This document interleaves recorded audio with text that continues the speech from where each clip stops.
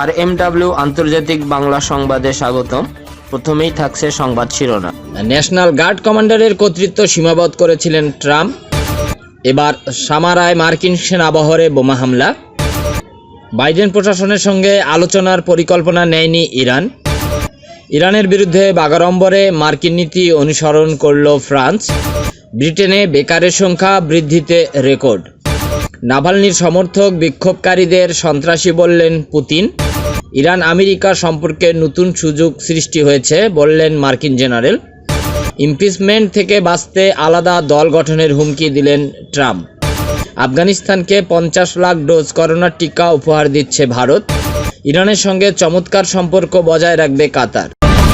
এতক্ষণ সংবাদের শিরোনামেই ছিলেন, এবার বিস্তারিত। মার্কিন প্রেসিডেন্ট জো বাইডেনের শপথ গ্রহণের কয়েকদিন আগে তৎকালীন প্রেসিডেন্ট ডোনাল্ড ট্রাম্পের উগ্রবাদী সমর্থকরা ক্যাপিটল ভবনে যে হামলা চালায় তার আগে ওয়াশিংটনের ন্যাশনাল গার্ড কমান্ডারের কর্তৃত্ব অনেকটা খর্ব করা হয়। দৈনিক ওয়াশিংটন পোস্টকে একথা বলেছেন ওয়াশিংটন ডিসি ন্যাশনাল গার্ডের কমান্ডিং জেনারেল উইলিয়াম ওয়াকার। তিনি বলেন, মার্কিন সেনা সদর দপ্তর পেন্টাগন তার উপরে এই সীমাবদ্ধতা আরোপ করে। মেজর জেনারেল উইলিয়াম ওয়াকার বলেন, সব সেনা কমান্ডারের সাধারণত জনজীবন ও রাষ্ট্রীয় সম্পদ রক্ষার জন্য তাৎক্ষণিক ব্যবস্থা নেওয়ার কর্তৃত্ব থাকে, কিন্তু এবারের এই ঘটনায় আমার কোনো কর্তৃত্ব ছিল না। গত গ্রীষ্মে আমেরিকায় যে ব্ল্যাক লাইভস ম্যাটার নামের আন্দোলন হয়েছে তা শক্ত হাতে দমন করেছে মার্কিন সেনারা। এমনকি জরুরি মুহূর্তে তারা অনেক গুরুত্বপূর্ণ সিদ্ধান্ত নিতে পেরেছে, কিন্তু জুনের পর থেকে এই কর্তৃত্ব প্রতিরক্ষা মন্ত্রীর কার্যালয়ে নিয়ে নেওয়া হয়। জেনারেল ওয়াকার বলেন, যে কোনো সময় আমরা শহরে সেনা ও ন্যাশনাল গার্ডের সদস্যদের মোতায়েন করতে পারতাম, কিন্তু এবার তা সম্ভব হয়নি। ইরাকে মোতায়েন মার্কিন সেনাবাহিনীর উপর আবারও হামলা হয়েছে। ইরাকের উত্তরাঞ্চলীয় সালাউদ্দিন প্রদেশের সামারা শহরে মার্কিন সেনাদের একটি বহরের উপর গতকাল মঙ্গলবার এই হামলা হয়। ইরাকের গণমাধ্যম জানিয়েছে, সামারা শহরের কাছে বোমার সাহায্যে মার্কিন সেনাবহরে হামলা চালানো হয়, তবে এ ঘটনায় হতাহত বা ক্ষয়ক্ষতির কোনো তথ্য জানায়নি ইরাকি গণমাধ্যম। এর কদিন আগে জিকার প্রদেশে নাসারিয়া শহরের মার্কিন একটি রসদবাহী বহরে বোমা হামলা হয়। তার আগে অল্প কয়েকদিনের ব্যবধানে মার্কিন সামরিক বহরে কয়েক দফা হামলা হয়েছে। গত বছরের 3রা জানুয়ারি ইরানের ইসলামী বিপ্লবী গার্ড বাহিনী বা IRGCর কুদস ফোর্টের commander lieutenant general Qasem Soleimani ও ইরাকের স্বেচ্ছাসেবী সংগঠন Hashd ash Shaabi second in command Abu Mahdi al মুহান্দিসকে মার্কিন সন্ত্রাসী বাহিনী ড্রোন থেকে ক্ষেপণাস্ত্র হামলা চালিয়ে হত্যা করে। এরপর ইরাকে মার্কিন সেনাদের বিরুদ্ধে তীব্র জনরোষ তৈরি হয়েছে। ইরান সতর্ক করে দিয়ে বলেছে, দেশটির উপর থেকে নিষেধাজ্ঞা প্রত্যাহার করে পরমাণু সমঝোতায় ফিরে আসার জন্য নয়া মার্কিন প্রেসিডেন্ট জো বাইডেন প্রশাসনের জন্য সুযোগ চিরদিন অপেক্ষা করবে না। ইরান সরকারের মুখপাত্র আলী রাবিই গতকাল মঙ্গলবার তেহরানের সাংবাদিকদের সাপ্তাহিক ব্রিফিংয়ে এ হুঁশিয়ারি উচ্চারণ করেন। তিনি বলেন, এখন পর্যন্ত নয়া মার্কিন প্রশাসনের সঙ্গে আমাদের কোনো যোগাযোগ হয়নি এবং আমরা এখনও ইরানের উপর থেকে নিষেধাজ্ঞা তুলে নেওয়ার ব্যাপারে বাইডেন প্রশাসনের নীতি অবস্থান জানার অপেক্ষায় রয়েছি। রাবিই বলেন, আমেরিকার সঙ্গে আলোচনায় বসার কোনো পরিকল্পনা এখনও ইরানের নেই, তবে পুরো বিষয়টি মার্কিন সরকারের বাস্তব পদক্ষেপের উপর নির্ভর করছে।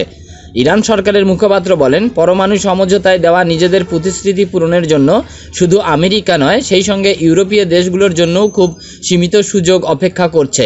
বাইডেন প্রশাসন সদিচ্ছার পরিচয় দিয়ে ইরানের উপর থেকে নিষেধাজ্ঞা তুলে নেবে এবং এরপর পরমাণু সমঝোতায় ফিরে বাকি প্রতিশ্রুতিগুলো বাস্তবায়ন করবে বলে তিনি আশা প্রকাশ করেন।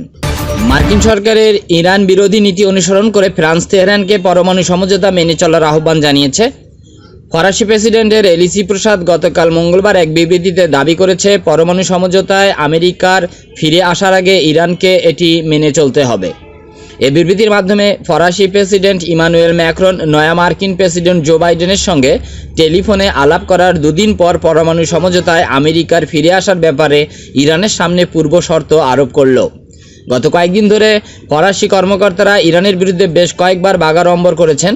ফরাসি পররাষ্ট্রমন্ত্রী জঁ-ইভস লা দ্রিয়া সম্প্রতি ইরানকে অবিলম্বে পরমাণু সমঝোতায় দেওয়া প্রতিশ্রুতি বাস্তবায়ন করার আহ্বান জানিয়েছেন। তিনি এমন সময় এই আহ্বান জানালেন যখন 2018 সালের মে মাসে মার্কিন সরকার পরমাণু সমঝোতা থেকে বেরিয়ে যাওয়ার পর থেকে ফ্রান্স সহ 3 ইউরোপীয় দেশ এই সমঝোতায় নিজেদের দেওয়া কোনো প্রতিশ্রুতি মেনে চলেনি। আমেরিকা, ফ্রান্স, ব্রিটেন, জার্মানি, চীন ও রাশিয়া 2015 সালে ইরানের সঙ্গে পরমাণু সমঝোতা সই করেছিল। ওই সমঝোতা অনুযায়ী ইরানের পরমাণু কর্মসূচিতে সীমাবদ্ধতা আনার বিনিময়ে তেহরানের উপর থেকে নিষেধাজ্ঞা তুলে নেয় পাশ্চাত্য। কিন্তু 2018 সালের মে মাসে তৎকালীন মার্কিন প্রেসিডেন্ট ডোনাল্ড ট্রাম্প আমেরিকাকে বেআইনিভাবে এই সমঝোতা থেকে বের করে তেহরানের উপর কঠোর নিষেধাজ্ঞা আরোপ করেন। নয়া মার্কিন প্রেসিডেন্ট জো বাইডেন নির্বাচন পরিচালনায় একাধিকবার পরমাণু সমঝোতায় ফিরে আসার প্রতিশ্রুতি দিয়েছেন। তবে তেহরান স্পষ্ট ভাষায় বলে দিয়েছে, পরমাণু সমঝোতায় ফেরার আগে আমেরিকাকে সব নিষেধাজ্ঞা প্রত্যাহার করতে হবে। নিষেধাজ্ঞা প্রত্যাহার না করে এই সমঝোতায় ফেরা হবে অর্থহীন। আর আমেরিকা তা করলেই কেবল ইরান তার প্রতিশ্রুতিতে ফিরে আসবে, তার আগে নয়। করোনা ভাইরাস মহামারীর কারণে ব্রিটেনে বেকারের সংখ্যা আরও বেড়েছে। গত সেপ্টেম্বর থেকে নভেম্বর পর্যন্ত 3 মাসে বেকারত্বের এই হার 4.9% থেকে বেড়ে 5% দাঁড়িয়েছে। গত 5 বছরের মধ্যে এটি সর্বোচ্চ। দেশটির ন্যাশনাল স্ট্যাটিস্টিক্স দপ্তরের তথ্য অনুযায়ী প্রায় 17,20,000 মানুষ এখন বেকার। গত বছর একই সময়ের তুলনায় এ সংখ্যা 4,18,000 বেশি। 2009 সালের পর আর কখনো বেকারের সংখ্যা এত উচ্চ হারে আর বাড়েনি। সবচেয়ে ক্ষতির মুখে পড়েছে উৎপাদন, শিল্প ও সেবা খাতের প্রতিষ্ঠানের কর্মীরা। দুই সেক্টরে গত বছরের তুলনায় 50,000 বেশি মানুষ কাজ হারিয়েছেন। যুক্তরাজ্যের অর্থমন্ত্রী ঋষি সুনাক বলেছেন, আমরা যতটা না আশঙ্কা করেছিলাম তার চেয়ে দীর্ঘস্থায়ী হচ্ছে এই সংকট। প্রতিটি চাকরি হারানোই দুঃখজনক ঘটনা। তিনি আরও বলেন, আমাদের পরিকল্পনা হলো চাকরির ক্ষেত্রে অনুদান ও ঋণ দেওয়া, যাতে প্রতিষ্ঠানগুলো কর্মীদের কাজে রাখতে পারে। রাশিয়ার প্রেসিডেন্ট ভ্লাদিমির পুতিন তার দেশের বিরোধী নেতা অ্যালেক্সি নাভালনিকে গ্রেপ্তারের প্রতিবাদে বিক্ষোভের আয়োজকদের সন্ত্রাসী বলে আখ্যায়িত করেছেন। গত শনিবার রাজধানীর মস্কো সহ রাশিয়ায় বেশ কয়েকটি শহরে একযোগে এ বিক্ষোভ অনুষ্ঠিত হয়।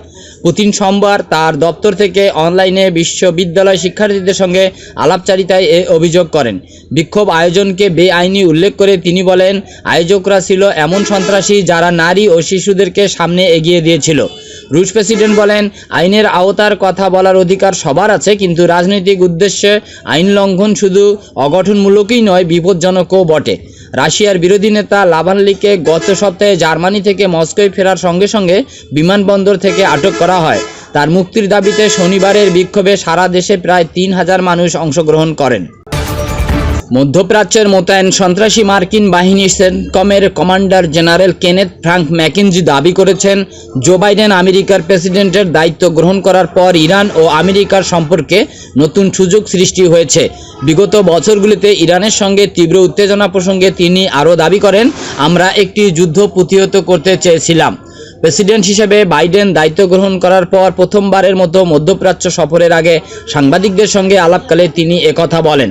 জেনারেল ম্যাকেনজি আরও দাবি করেন, প্রেসিডেন্ট নির্বাচনে বাইডেনের বিজয়ের আগের ও পরের মাসগুলোতে ইরানের পক্ষ থেকে কঠোর হুমকি সৃষ্টিকারী তৎপরতা লক্ষ্য করা গেছে। তিনি আরও বলেন, কোনো সামরিক ও নিরাপত্তা বিশ্লেষকের ভবিষ্যৎবাণী ভুল প্রমাণ করে ডোনাল্ড ট্রাম্পের শাসনামলের শেষ দিনগুলোতে ইরান মধ্যপ্রাচ্যে আমেরিকার কোনো লক্ষ্যবস্তুতে হামলা করেনি। উল্টো ইরাক সহ মধ্যপ্রাচ্যের অন্যান্য দেশের নিজের অনুসারী বাহিনীগুলোকে নিয়ন্ত্রণে রেখেছে তেহরান। নয়া মার্কিন প্রশাসন তার নীতিতে পরিবর্তন আনার চেষ্টা করছে জানিয়ে সেন্টকমের কমান্ডার আরও দাবি করেন, আমার মনে হয় ইরানের কোনো মহল নয়া মার্কিন প্রশাসনের সঙ্গে সম্পর্ক স্থাপন করে ওয়াশিংটনের নীতিতে পরিবর্তন আসে কিনা তা দেখতে চায়। সাবেক মার্কিন প্রেসিডেন্ট ডোনাল্ড ট্রাম্প 2018 সালের মে মাসে ইরানের পরমাণু সমঝোতা থেকে বেরিয়ে গিয়ে তেহরানের উপর কঠোর নিষেধাজ্ঞা আরোপ করেন। এর ফলে দুদেশের সম্পর্কে তীব্র উত্তেজনা দেখা দেয় এবং মার্কিন সন্ত্রাসী সেনারা 2020 সালের 3রা জানুয়ারি ইরানের শীর্ষস্থানীয় জেনারেল কাসেম সোলাইমানিকে হত্যা করলে সে উত্তেজনা চরমে পৌঁছে যায়। তবে নয়া মার্কিন প্রেসিডেন্ট জো বাইডেন নির্বাচনী প্রচারণায় ইরানের পরমাণু সমঝোতায় ফিরে আসার আগ্রহ প্রকাশ করেছেন, কিন্তু তেহরান স্পষ্ট ভাষায় জানিয়ে দিয়েছে, ইরানের উপর আরোপিত নিষেধাজ্ঞা প্রত্যাহার করার আগে আমেরিকা পরমাণু সমঝোতায় ফিরে আসার বিষয়টিকে স্বীকৃতি দেওয়া হবে না। মার্কিন সাবেক প্রেসিডেন্ট ডোনাল্ড ট্রাম্প সম্ভাব্য ইমপিচমেন্ট থেকে বাঁচতে আলাদা দল গঠনের হুমকি দিয়েছেন। তিনি আশঙ্কা করছেন, আগামী 8ই ফেব্রুয়ারি সিনেটে ইমপিচমেন্টের ব্যাপারে যে ভোটাভুটির কথা রয়েছে তাতে তার নিজ দল রিপাবলিকান পার্টির সদস্যরা তার বিরুদ্ধে ভোট দিতে পারেন। ট্রাম্প সিনেটের ভোটাভুটিতে চূড়ান্তভাবে ইমপিচমেন্টের শিকার হন, তাহলে তিনি আর কখনো নির্বাচনে প্রতিদ্বন্দ্বিতা কিংবা সরকারি কোনো দায়িত্ব পালন করতে পারবেন না। এই পরিস্থিতি বিবেচনায় রেখে ট্রাম্প এখন মনে করছেন যে তৃতীয় কোনো দল গঠনের হুমকি দিলে রিপাবলিকান সিনেটররা তার বিরুদ্ধে ভোট দেওয়া থেকে বিরত থাকতে পারেন। দৈনিক ওয়াশিংটন পোস্ট এই খবর দিয়েছে। এর আগে ট্রাম্পের ক্ষমতার শেষ ভাগে দৈনিক ওয়াল স্ট্রিট জার্নাল সর্বপ্রথম জানিয়েছিল যে ডোনাল্ড ট্রাম্প প্যাট্রিয়ট পার্টি নামে একটি নতুন দল গঠনের চিন্তা করছেন। আফগানিস্তানকে 50 লাখ ডোজ করোনা টিকা উপহার হিসেবে দিচ্ছে ভারত। এর আগে বাংলাদেশ ও নেপালকে করোনা টিকা উপহার হিসেবে দিয়েছে নয়াদিল্লি। এর পাশাপাশি আফগানিস্তান সহ আরও কয়েকটি দেশকে ভারত এই টিকা দেবে বলে ঘোষণা করেছে। ভারতের এই সিদ্ধান্তকে স্বাগত জানিয়েছে আফগানিস্তান। আফগান স্বাস্থ্য মন্ত্রণালয়ের পদস্থ কর্মকর্তার বশির নরমাল বলেছেন, যারা সবচেয়ে বেশি ঝুঁকিতে রয়েছে তাদেরকে আগে টিকা দেওয়া হবে। আফগানিস্তানে গত 24 ঘন্টায় নতুন করে 78 জনের দেহে করোনা ভাইরাস শনাক্ত হয়েছে। টিকা কূটনীতির অংশ হিসেবে বিভিন্ন দেশে উপহারের টিকা পাঠাচ্ছে ভারত। গণমাধ্যমে প্রকাশিত জল্পনা উড়িয়ে দিয়ে ইরানের সঙ্গে বিদ্যমান চমৎকার সম্পর্ক অব্যাহত রাখার ঘোষণা দিয়েছে কাতার।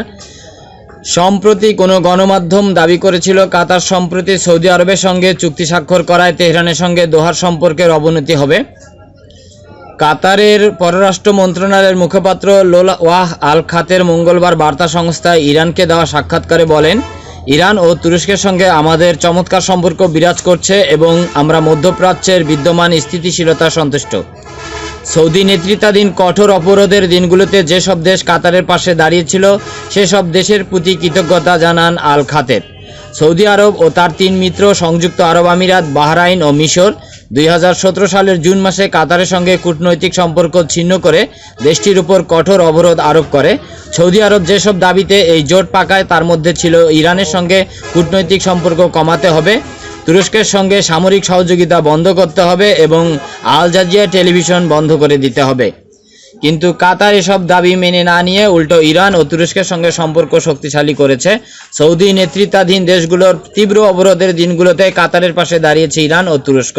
তেহরান ও আঙ্কারার সহযোগিতায় সৌদি নেতৃত্বাধীন জোটের নিষেধাজ্ঞা অকার্যকর করে দিয়েছে দোহা। চলতি মাসের গোড়ার দিকে ওই 4 আরব দেশ কাতারের সঙ্গে সেই শত্রুতার পরিবেশের অবসান ঘটিয়েছে।